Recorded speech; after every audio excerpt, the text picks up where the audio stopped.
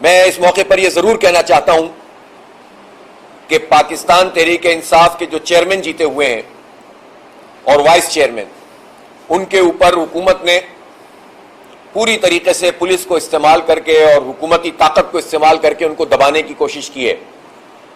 ان کو پکڑا جاتا ہے، تھانوں میں لے جایا جاتا ہے، اور پھر ان کو آفر کی جاتی ہیں۔ پیپلز پارٹی کے لوگ آتے ہیں اور پھر کہتے ہیں کہ تم یا تو ہمارا ساتھ دو ورنہ تم جیل جانے کے لیے تیار ہو جاؤ۔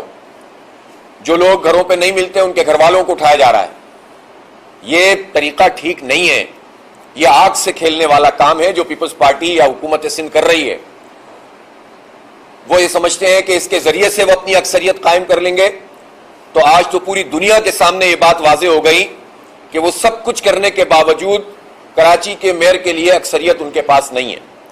جب اکثریت نہیں ہے تو اب پیپلز پارٹی اور حکومت سندھ اس کا ایک مرتبہ پھر یہ امتحان ہے کہ وہ یا تو جمہوریت کو تسلیم کرے، یا تو وہ انتخابی عمل کو تسلیم کرے، یا تو وہ کراچی کے عوام کے مینڈیٹ کو تسلیم کرے، یا وہ یہ فیصلہ کرے کہ ہم جمہوریت کو پامال کر کے دھاندلی کریں گے، قبضہ کریں گے، انسانوں کی منڈی لگائیں گے، اپنے منہ پہ کالک ملیں گے۔